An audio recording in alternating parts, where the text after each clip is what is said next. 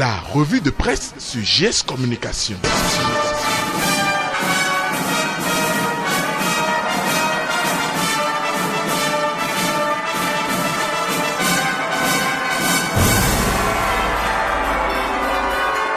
La revue de presse sur GS Communication. Mesdames, messieurs, amis des journaux, bonjour et bienvenue à ce rendez-vous de l'actualité au lendemain des élections législatives du dimanche 28 avril 2019.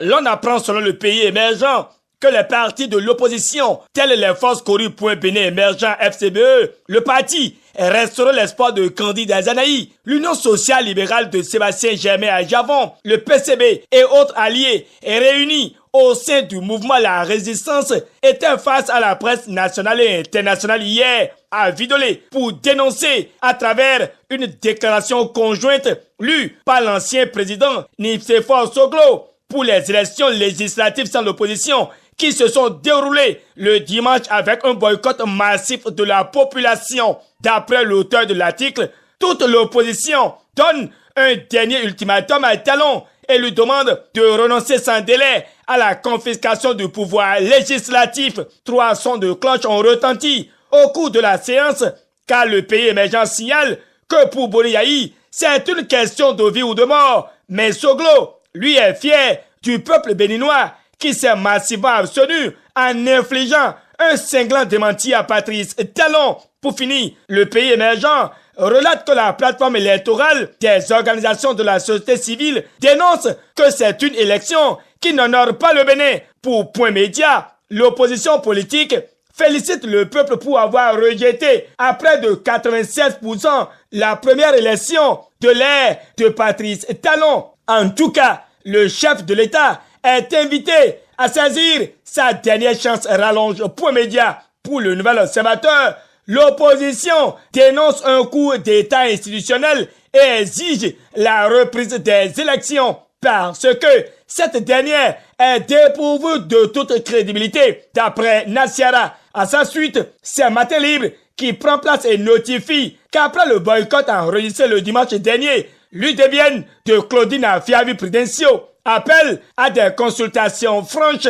Déjà que Yahi est prêt à mourir pour la patrie, propage l'audace info. Pendant que nous y sommes, Quotidien le meilleur, lui a préféré se prononcer par rapport à la polémique qui entoure le bilan sécuritaire des législatives du 28 avril 2019. Pas de perte en vies humaines, confirme le ministre de l'Intérieur, Saka Lafia, qui annonce que les auteurs des actes de vandalisme seront démasqués et poursuivis. Mais déjà, des doigts accusateurs pointent sur des ténors de l'opposition. Or, le Nouvel Observateur étale que la plateforme des organisations de la société civile confirme 2 pertes en vies humaines lors des violences qui ont jonché les législatives du dimanche. C'est ce que rejette le ministre Saka Lafia. Et l'Audace Info voudrait savoir celui qui ment entre lui et les organisations de la société civile. Les propos tenus par Boni Yayi à Vidolé hier constituent une incitation à la violence selon le matinal qui confie que l'ancien président appelle à troubler l'ordre public,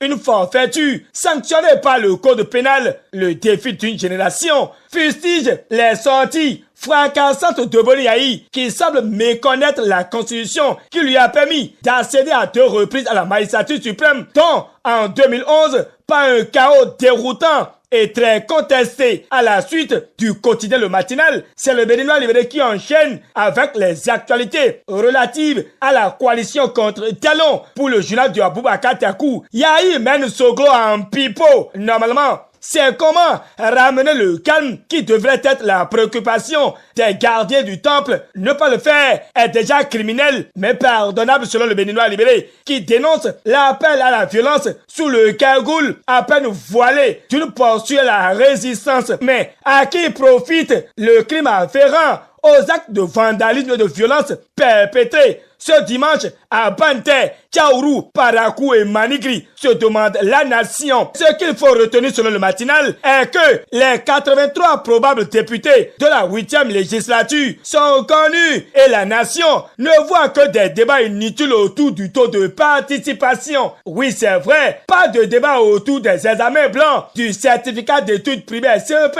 car les appelants ont planché.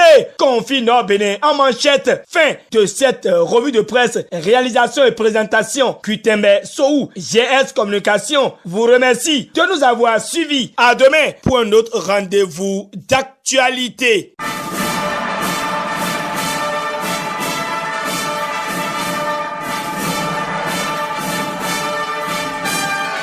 C'était la revue de presse sur GS Communication. Instant pub.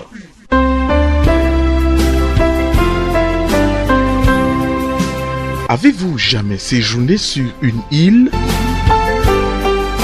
Paradise Island vous offre aujourd'hui l'opportunité. Son aire de jeu réservée aux enfants. Ces paillotes vous offrent de bons moments dépourvus de toute pollution sonore et atmosphérique. Son mini-zoo avec les animaux. Son espace culturel. Ses chambres ventilées et climatisées vous permettent d'avoir de bons moments de détente et d'échange dans la paix. Sa restauration, avec ses charmantes demoiselles, vous offre une gamme variée de mets africains et européens. Paradise Island est situé sur la route des pêches en quittant Fidjosé plage pour la porte du non-retour. Pour tout renseignement complémentaire, contactez 96 04 57 57 via WhatsApp 63 09 57 57. Paradise Island, un cadre qui vous fait rêver. Faites-y un tour et vous ne serez pas déçus.